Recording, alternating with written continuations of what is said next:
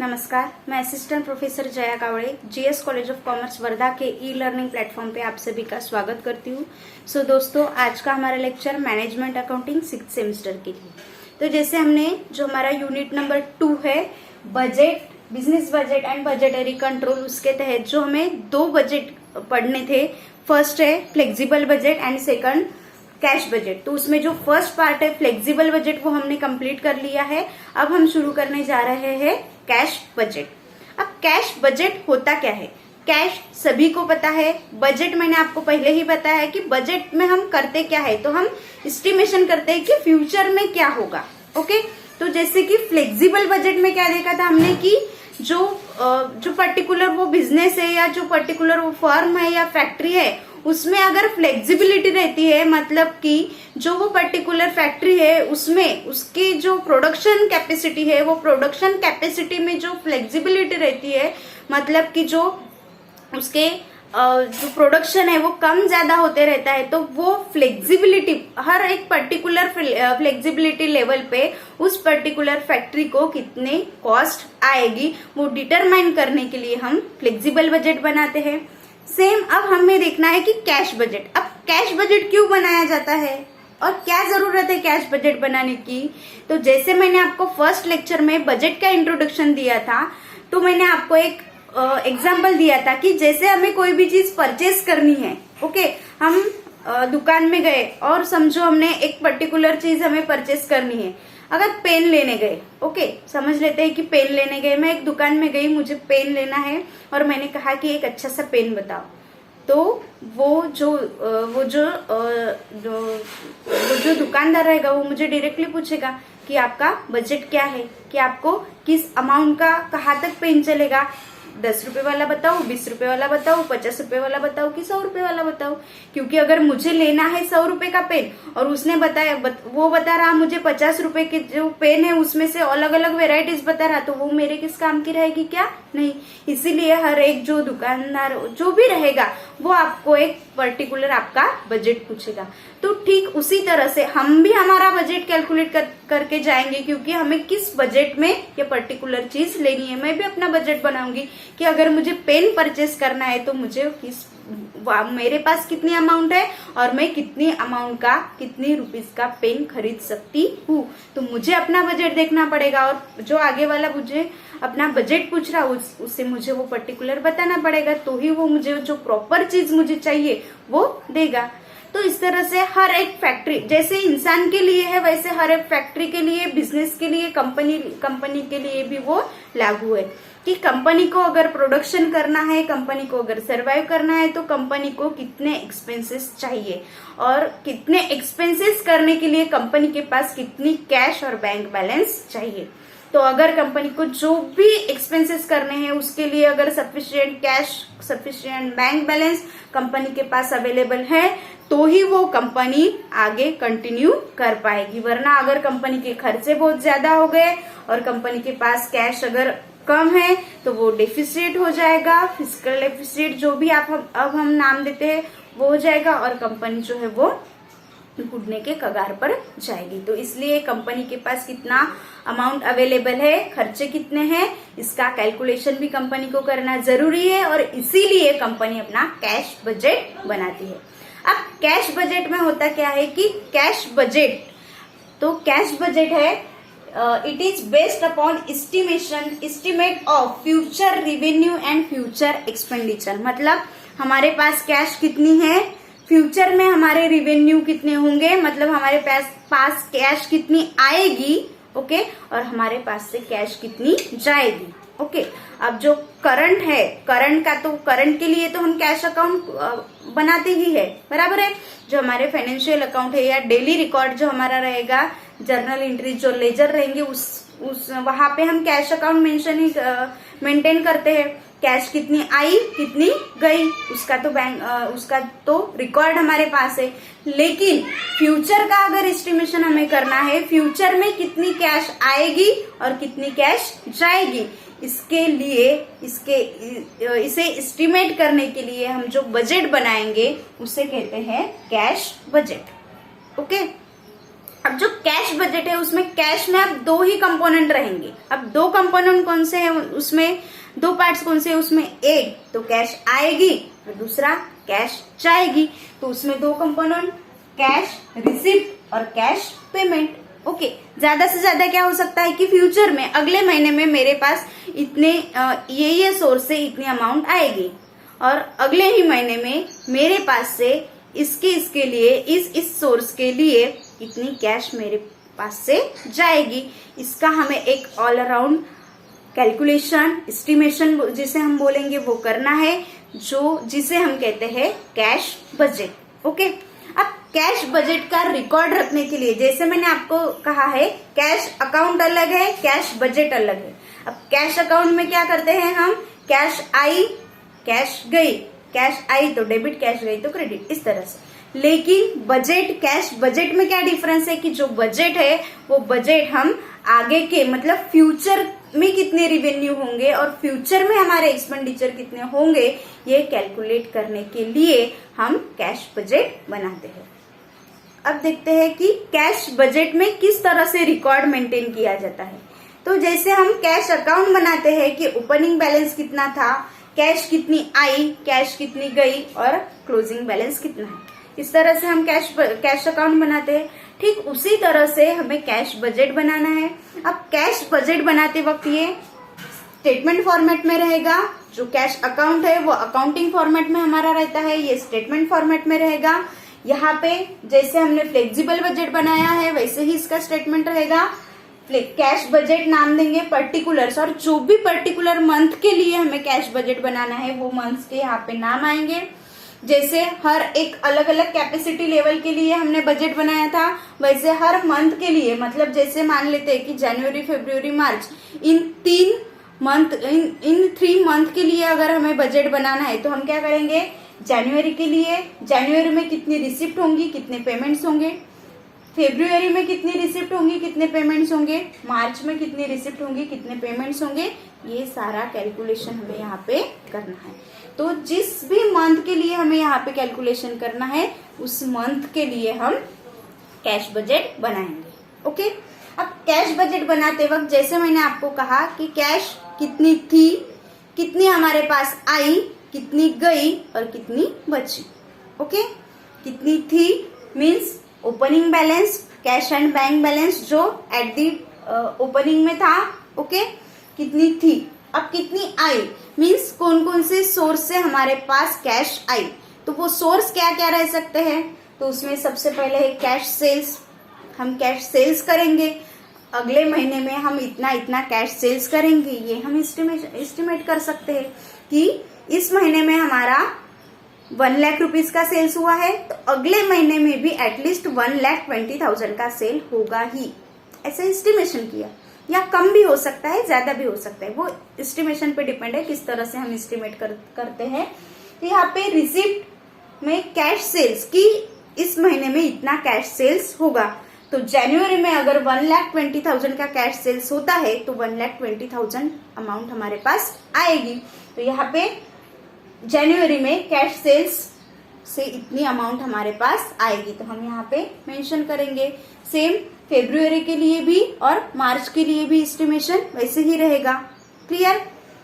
First source हो गया cash sales. अब सेकंड सोर्स है कलेक्शन फ्रॉम डेटर्स, जो हमारे डेटर्स है जिनको हमने क्रेडिट सेल्स किया था।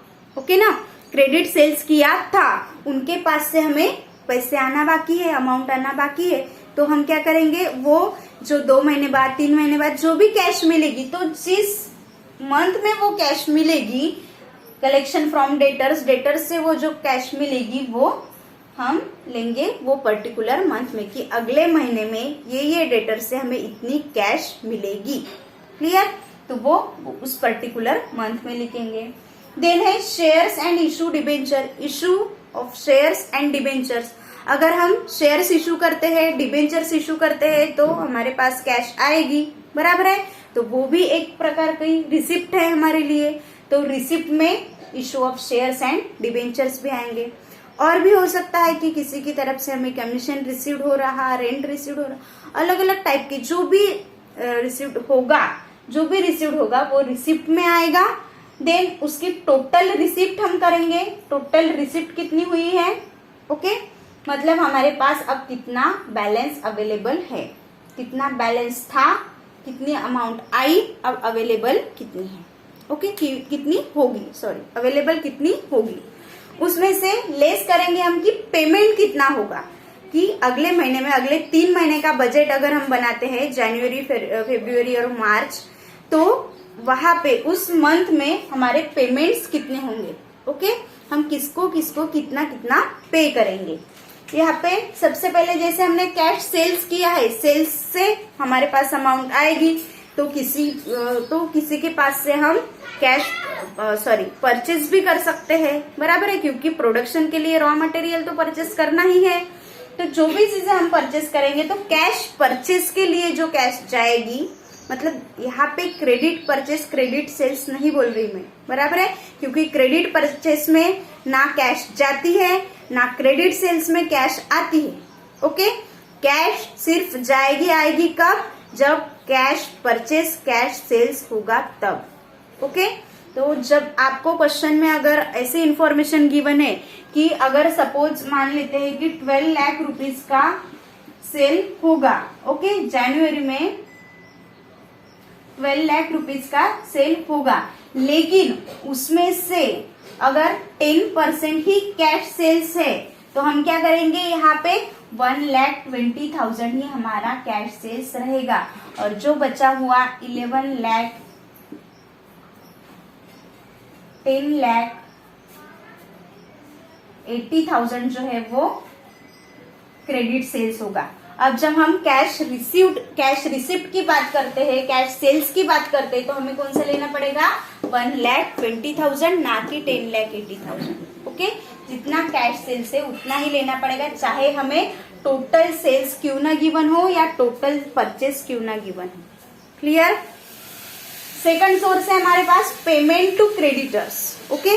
अब क्रेडिटर्स को हमें पेमेंट करना है, जैसे डेटर्स के पास से हमें कैश कलेक्ट हुई, कैश रिसीव्ड होगी, उस तरह से हमें फ्यूचर में क्रेडिटर्स को पेमेंट भी करना है। जिसके पास से हमने क्रेडिट परचेस किया है उसको पेमेंट तो करना ही है। तो जितना पेमेंट जिस मंथ में होगा उस मंथ की अमाउंट वहां पे आएगी। अब और भी जो एक्सपेंसेस है जिसका पेमेंट हम करेंगे, वेजेस पेड करेंगे, एक्सपेंसेस पेड करेंगे, एडवांस इनकम टैक्स पेड करेंगे। तो जिस मंथ के लिए, जिस मंथ में वो पेड करेंगे, जिस मंथ के लिए नहीं, जिस मंथ में वो पेड करेंगे। अब मान लेते हैं कि एक जनवरी का कोई एक्सपेंसेस है, ओके। जनवरी में सपोज वेजेस हमें 10,000 पे करना है, ओके, और हम वो जनवरी का एक्सपेंसेस जो है वो फरवरी में पे करेंगे, तो वो पेमेंट जब होगा फरवरी में होगा तो वो फरवरी में ही आएगा, वो ना जनवरी में नहीं आएगा। अब फरवरी के जो 10,000 रुपीज वेजेस है वो हम मार्च में पे करेंगे, तो वो ये जो 10,000 रुपीज फरवरी का वेजेस है वो मार्च में आएगा, ओके। अब ऐसा भी हो सकता है कि ये जो 10,000 वेजेस है वो जो 10,000 में से 50% वेजेस करंट मंथ में पे होगा और जो 50% है वो अगले मंथ में पे होगा। तो करंट ईयर में हम कितना लेंगे, 5,000 पेमेंट, ओके, और नेक्स्ट ईयर में कितना होगा पेमेंट, 5,000, ओके। अब ये इस मंथ में, फरवरी के मंथ में टोटल 10,000 वेजेस है, इसमें भी सेम वैसे ही होगा, 5,000 करंट मंथ में, 5,000 नेक्स्ट मंथ में, तो इसके 5,000 इस करंट मंथ में पे होगा और जो बचे हुए 5,000 है वो नेक्स्ट मंथ में पे होगा। मार्च का भी वेजेस अगर उतना ही है तो 5,000 ही आएगा करंट मंथ में। नेक्स्ट मंथ जब रहेगा अप्रैल तो वहां पे 5,000 पे होगा, ओके। तो इस तरह से गिवन है, ये हुआ हाफ, यहाँ पे 75-25 भी हो सकता है, 25-75 भी हो सकता है। तो जिस तरह से हमें क्वेश्चन में इंफॉर्मेशन गिवन है उस तरह से हमें यहाँ पे पेमेंट लेना है। और जिस मंथ, एक बात आपको हमेशा ध्यान में रखनी है, जिस मंथ में पेमेंट होगा उस मंथ में हमें वो पेमेंट के कॉलम में, मंथ के कॉलम में हमें लेना है, क्लियर। एडवांस इनकम टैक्स आगे के मंथ का, अगर एडवांस आगे के मंथ का, ईयर का एडवांस इनकम टैक्स अगर हम पे करते हैं तो वो भी जिस मंथ में पे किया वहां पे जाएगा।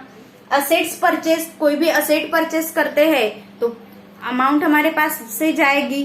हम मान लेते हैं कि फेब्रुवरी में हमें एक फर्नीचर परचेस करने हैं। ओके, तो फेब्रुवरी में फर्नीचर परचेस करने के लिए हमारे पास कितनी अमाउंट है, कितनी अमाउंट हमारे पास से जाएगी, तो वो हम फेब्रुवरी के इसमें लिखेंगे। ओके, फिर टोटल करेंगे कि इस पर्टिकुलर मंथ में हमारा टोटल पेमेंट कितना होगा।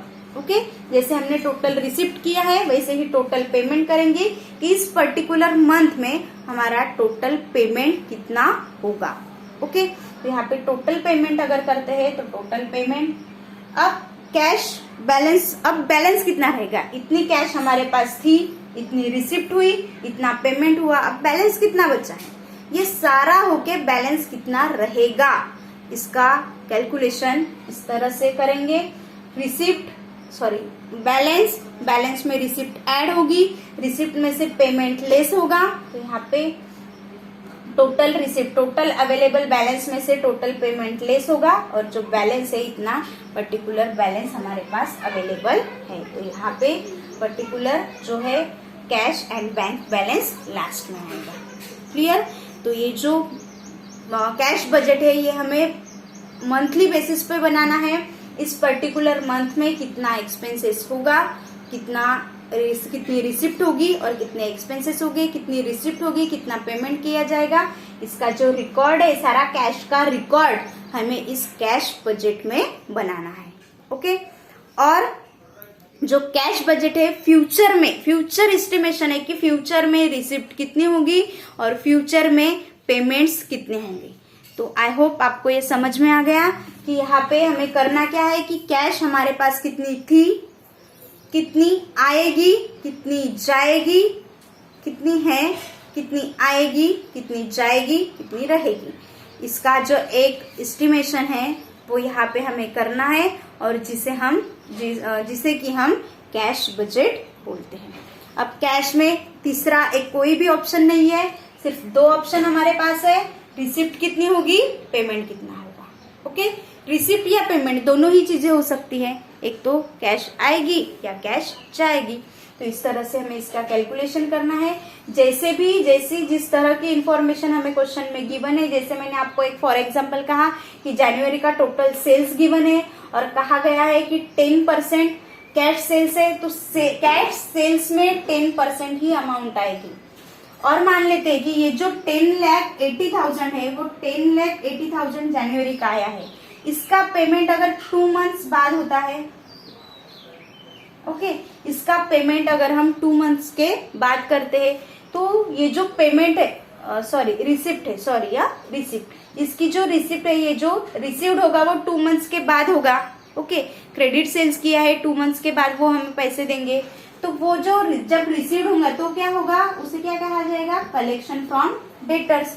2 मंथ्स बाद रिसीव होगा, मतलब कब होगा, ये जनवरी का सेल्स है, 2 मंथ्स बाद फरवरी और मार्च, तो ये रिसिप्ट कब होगा, मार्च में। तो मार्च के कॉलम में कलेक्शन फ्रॉम डेटर्स कितना आएगा, 10,80,000। ओके, उसी तरह से परचेस का भी दिया जा सकता है। परचेस अगर मान लेते हैं कि 5 लाख है, ओके, अब यहाँ पे फरवरी का परचेस अगर लेते हैं 5 लाख में से अगर मान लेते हैं कि 20% अगर कैश परचेस है और 80% अगर क्रेडिट परचेस है, तो उसमें 20% जो कैश परचेस पेमेंट कितना होगा, 20%, तो पेमेंट 5 लाख के 20% ₹1 लाख, तो कैश परचेस में कितना जाएगा फरवरी में, ₹1 लाख। ओके, देन जो 80% क्रेडिट परचेस है वो कितना आएगा, 4 लाख। ओके, अब ये 4 लाख क्रेडिट परचेस है, इसका पेमेंट तो हमें कभी ना कभी करना ही है, तो ये जो रहेगा वो रहेगा पेमेंट टू क्रेडिटर्स। अब कब होगा, तो हो सकता है नेक्स्ट मंथ में होगा, तो नेक्स्ट मंथ में मार्च, या आफ्टर 2 मंथ, आफ्टर 3 मंथ, ऐसे भी हो सकता है, या half in current month, this month and half in next month, ऐसे भी हो सकता है। ओके, तो अगर लेते हैं कि नेक्स्ट मंथ में अगर इसका पेमेंट होता है, तो ये जो 4 लाख है यहाँ पे पेमेंट टू क्रेडिटर्स है, जो पेमेंट टू क्रेडिटर्स है वो फरवरी का जो पेमेंट है वो मार्च में होगा, नेक्स्ट मंथ में, तो यहाँ पे 4 लाख। ओके, तो इस तरह से हमें यहाँ पे कैलकुलेशन करना है। जैसे वेजेस का मैंने कहा हाफ इस मंथ में, हाफ नेक्स्ट मंथ में। एक पर्टिकुलर कोई एक्सपेंसेस रह सकता है कि 75 करंट ईयर में पे करते हैं, 25 नेक्स्ट मंथ में पे करते हैं, या 25% हम करंट मंथ में, सॉरी करंट मंथ में पे करते हैं, और जो बचा हुआ 75% है वो नेक्स्ट मंथ में पे करते हैं। तो उस तरह से हमें लेना होगा।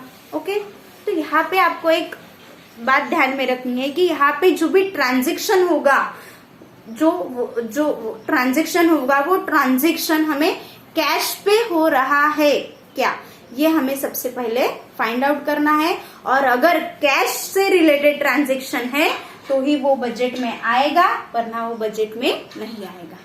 कैश से रिलेटेड है तो दो ही चीजें हो सकती है, दो ही कंपोनेंट वहां पे हो सकते हैं, एक तो कैश रिसिप्ट होगी या कैश पे होगी। ओके, तो कैश रिसिप्ट होती है तो रिसिप्ट में जाएगा, पे होते हैं पेमेंट होता है तो पेमेंट में जाएगा। और इसका लास्ट क्लोजिंग बैलेंस हम फाइंड आउट करेंगे। कैश हमारे पास इतनी थी, इतनी कैश आई, अवेलेबल कैश इतनी हुई, पेमेंट इतना हुआ, और रिमेनिंग इतनी हमारे पास कैश रहेगी। इसका एक एस्टिमेशन, फ्यूचर में कौन से मंथ में हमारा कैश का जो रिकॉर्ड है, वो कैश का एस्टिमेशन है वो किस तरह से रहेगा, ये सारी चीजें हमें यहाँ पे एस्टिमेट करनी है, जिसे हम कहते हैं कैश बजट। और जो कैश बजट है वो मंथली बेसिस पे रहेगा कि इस मंथ में इतना रिकॉर्ड इतना है। तो इन सारी चीजों का रिकॉर्ड रखने के लिए, कैश का रिकॉर्ड रखने के लिए हम जो बजट बनाते हैं उसे ही कहते हैं हम कैश बजट। तो आई होप कैश बजट क्या है, किस तरह से बनाना है, किस तरह से वहां पे कैलकुलेशन रहेंगे, वो आपको थोड़ी आइडिया आ गई होंगी। और इसको क्लियर करने के लिए, समझने के लिए इसके हम 2 से 3 प्रॉब्लम लेंगे, अच्छे से समझ लेंगे, क्योंकि इस पे भी आपको एमसीक्यू पूछे जा सकते हैं। इसलिए नेक्स्ट लेक्चर में हम कैश बजट का एक नया प्रॉब्लम लेके मिलते हैं। तब तक के लिए धन्यवाद।